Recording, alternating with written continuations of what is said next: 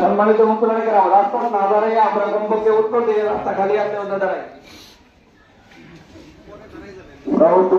আসসালামু আলাইকুম ওয়া রাহমাতুল্লাহি ওয়া বারাকাতুহু। কুল্লু নাফসিন যায়কাতুল মউত, মৃত্যুর স্বাদ সকলকেই গ্রহণ করতে হবে। প্রাণী আমরা যারা, তাদের সকলকেই মৃত্যুর স্বাদ গ্রহণ করতে হবে। তবে কথা হচ্ছে যে কিছু কিছু মৃত্যু আমাদের হৃদয়ে লাগে, অপরিণত বয়সে মারা যায়।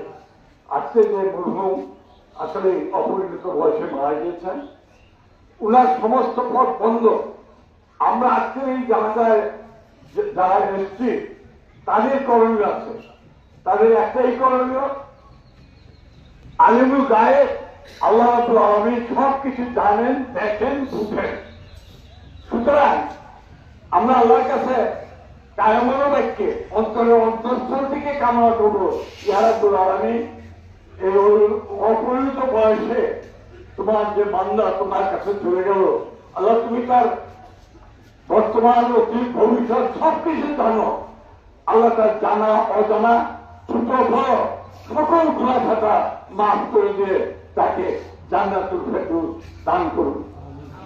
এই এতগুলো হাতের মধ্যে যদি একটি হাত আল্লাহ তাআলা কবুল করেন, তাহলে আজিজ দিনের জান্নাতের পথ পাওয়া সুগম হবে। আসুন আমরা অন্তঃস্থল থেকে দোয়া করি।